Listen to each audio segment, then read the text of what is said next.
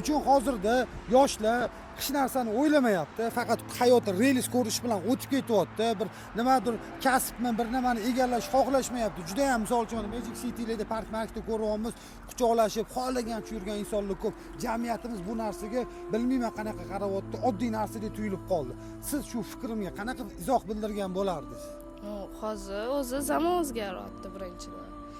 Hamma bir xilla bor, zamonga qarab ketyapti. Yevropeyskiy bo'lib ketyapti hamma. Ano Abushka Magic City deydilar, ular bilmayman qaysi miyasi bilan o'ylab bu ishlarni qilyapti. O'zim ham ko'rdim bu reyslarni. Endi zerikarli bo'lib ketyapti. Odamlarda qiziqish ham уже yo'q bo'lyapti. Faqat reels olsam, vayon olsam deb yurishibdi. O'ylashyaptiki, bloger bo'lsam, bitta video chiqarsam, pulni tagida qolib ketaman, boshqa unaqa emas, hamma narsani tagida mehnat yotibdi. Mana o'zingiz nima ish qilasiz sir bo'lmasa? Men ishlamayman.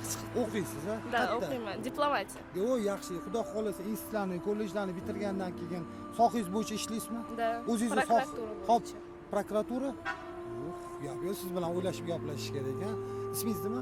Mubina. Mubina necha yoshsiz? 18. 18 yoshsiz. O'zingiz tengi 18 yosh qizlarga bir o'zingiz nima fikr bildirgan bo'lardi, qanaqadir bir motivatsiya gapi ayting. O'qish kerak, потом gaplashish kerak emas bolalar bilan. Pustaya trata времени.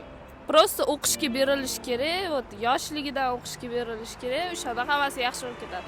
Yaxshi o'qishlarga kirib, ota-ona roziligi olib, ota-ona xohlagan erga tegish kerak. Ha, demak, uydagilar aytishgan. Juda ham adekvat inson ekansiz. Videoni Instagramga joylaymiz, qarshiliklar yo'q-a? Qo'ying.